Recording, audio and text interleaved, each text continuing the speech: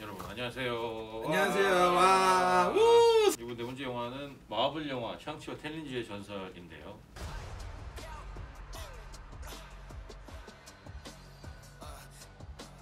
자, 이 영화 첫인상 대해서 바로 얘기해보죠.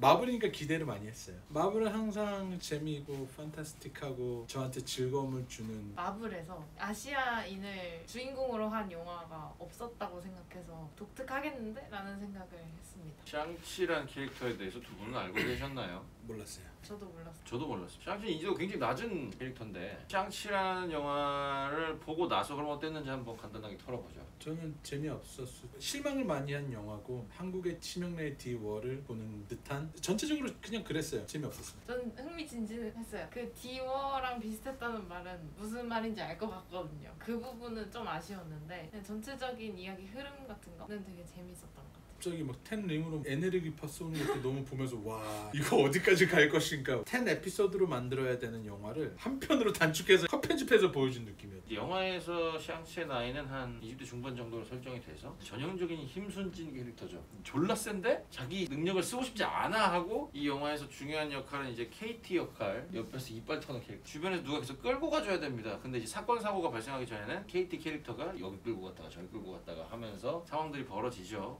KT 캐릭터가 목에다가 화살을 쏘죠. 얼마나 연습했다고 그 뭐 올림픽 나가. 그렇죠. 자 이제 거기서 문제가 생기는데 그리고 영화의 어떤 탄소를 공급해주는 역할인데 탄로를 가고 나니까 할 게 없죠. 그러니까 억지로 그냥 CS라도 먹게 해주는 거죠.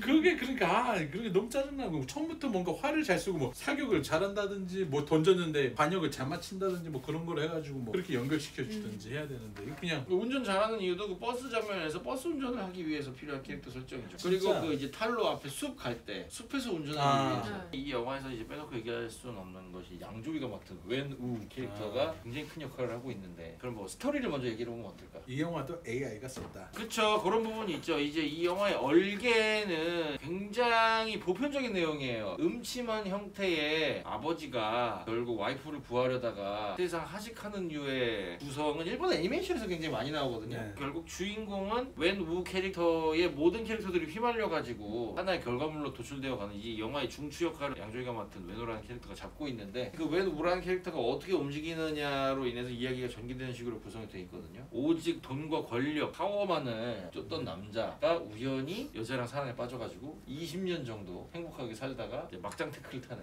그니까 1000년 vs 20년인데 권력과 힘, 파워보다 더 소중한 것은 가족과의 행복이다라는 얘기를 하고 있죠. 그거 왜 그런 표정을 보시는 거죠? 마지막에 뜬금없이 엄마 목소리가 들려 그래서 가서 다 때려 부셔야 돼. 디워에 해당하는 어둠의 그러니까. 드웰러라고 하는 그 어둠의 드웰러는 원래는 샹치 세계관이 아니고 그 닥터 스트레인지 세계관에 나오는 괴수라고 하는데 웬 우를 꼬셔가지고 자기가 봉인되어 있는 거 풀게끔 하는.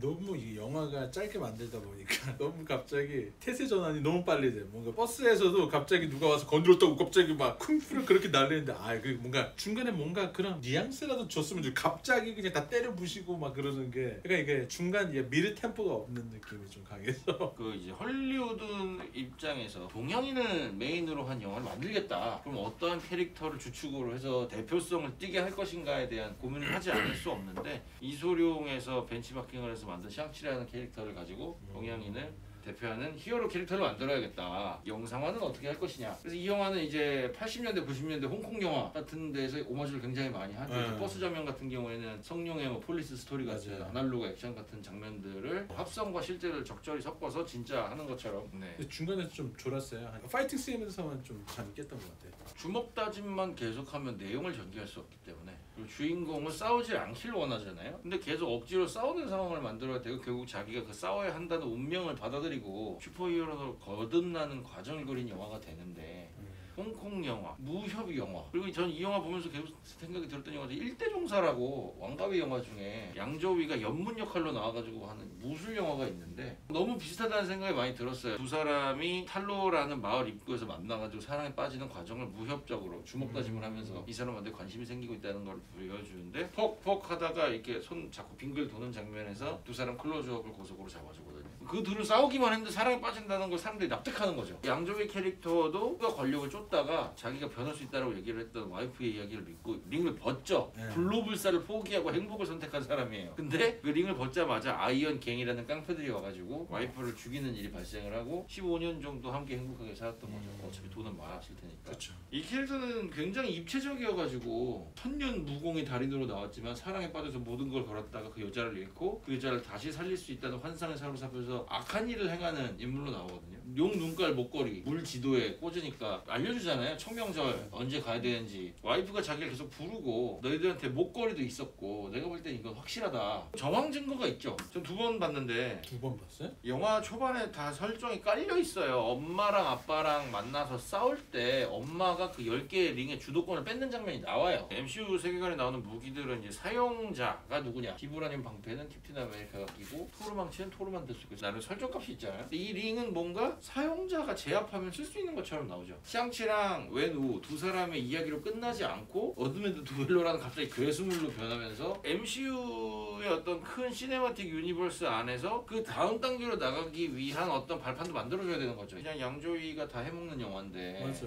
양조위 없었으면 이 영화 진짜 망했을 텐데. 저는 영화를 보면서 이번에도 눈물 흘린 장면이 있었어요. 엄마의 영정사진에다가 기도를 하는 장면이 나와요. 근데 그 장면 보니까 울컥하더라고요. 그러니까 이 양조위가 표정 연기가 굉장한데 진짜. 그 눈에서 굉장히 많은 정보를 얘기를 하고 있고 영화를 2번 보면 느낄 수 있는 것 중에 하나가 여동생이 운영하는 불법마카오 도박장 결투장에서 양조위가 찾아오잖아요. 그 누구도 너를 이길 수 없을 거라고 얘기를 했지. 네. 오랜만이다라고 10년 만에 만날 때 양조위가 울고 있어요. 눈빛에 눈물이 그릉그릉한 표정으로 어깨에 손을 대고 이마를 갖다 댑니다. 막 자세히 묘사되지 않아요. 그러니까 어떤 계속되는 표정 연기, 아 진짜 그거 극한의 분노, 막 이런 거 엄청 표현하죠. 그 양조위 눈물 연기 끝내줍니다 진짜로. 양조위는 진짜 눈만 봐도 무슨 얘기하는지 내 가슴을 울리게 하는. 그래서 이 캐릭터는 일회용으로 쓰기 참 아까운 캐릭터인데 어. 반대로 영화 구조적인 측면에서 반드시 일회용으로 쓰고 버려야 되는 캐릭터거든요. 샹치가 그 링의 주인이 돼서 그 다음 이야기를 전개를 하려면 만다린은 이번에 죽어야 돼요. 자기는 싸우지 않겠다라고 마음먹었던 샹치가 결국 싸움을 해야 된다라고 판단하고 아버지랑 전신전력으로 싸우죠. 이 영화의 구조상 최종전은 괴수 대 괴수가 싸우는 장면이 되는데 양조위 캐릭터가 결국 혼이 빨려가지고 죽기 전에 과거를 회상하는 장면이 나오죠. 진정한 행복은 가족과 함께였다는 사실을 깨달으면서 천년 재패를 했던 위험한 남자가 결국 진정한 행복은 사랑이었다는. 그 저는 솔직히 샹치랑 만다린이랑 싸워가지고 그게 뭔가 메인 보스여가지고 둘이 싸우다가 난 널 사랑했어 뭐 그랬으면 좋은데 메인 캐릭터랑 만다린이 있었는데 갑자기 뜬금없이 물에서 용이 나오고 벽에서 무슨 괴물이 나와서 좋은 스토리를 훔쳐간 느낌? 왜 굳이 이렇게 좋은 거 놔두고 허무하게 만들지? 뒤로 갈수록 그 인물들의 싸움보다 용이랑 괴수의 싸움이 좀 컸던 것 같아요. 신스틸러 같은 느낌이었어. 가족의 사랑과 괴수 공성전을 한 번에 보여줘야 되는 거죠.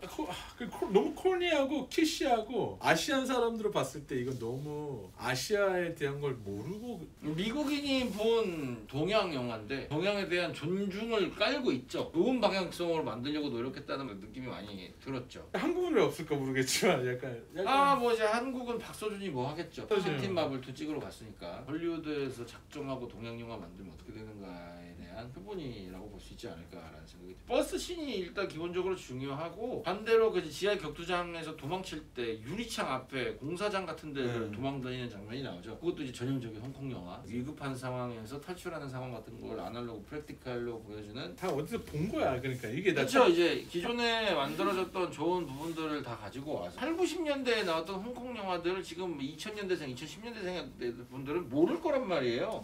야 진짜 위험 아찔하다. 스릴 넘쳐. 짱짱맨. 그렇게 보지 않았어요? 걔는 재미있게 떨렸던 느낌? 그래서 막 손에 땀 좀 색달아. 그 창밖에서 싸우는 부분? 그 부분이 좀 재밌었던 것 같아요. 좀 아쉬운 부분은 이제 템링즈라는 조직의 규모가 굉장히 크고 거대하다는 걸 보여줘야 되는데 그게 좀 아쉬워요. 스케일이 크지 않죠. 왜냐면 용 3D 구현하는데 돈을 다 쓴 게 아닐까라는 생각이. 거기다 쓰지 말지. 마지막으로 어떻게 별점 매기면서 한마디씩 해볼까요? 3점 드리겠습니다. 그거 볼 거면 심랑래 디워를 볼 거. 그냥 그랬어요. 일반적인 액션을 모르는 저희 세대들이 봤을 때는 아주 재밌게 즐길 수 있을 것 같은 영화? 3.5점 정도 줄 수 있을 것 같습니다. 1대 종사와 디워를 2대1 정도로 섞으면 샹치가 되지 않을까. 3점 정도? 어느 정도의 성취는 있는 영화라고 생각하지만 스토리의 얼개가 좀 헐겁다. 너무 헐거. 양조위 하나만으로도 볼 가치가 양조위. 있다. 그래서 3점이에요. 양조위가. 저희는 또 다음 주에 재밌는 영화로 돌아오도록 하겠습니다. 안녕. 안녕.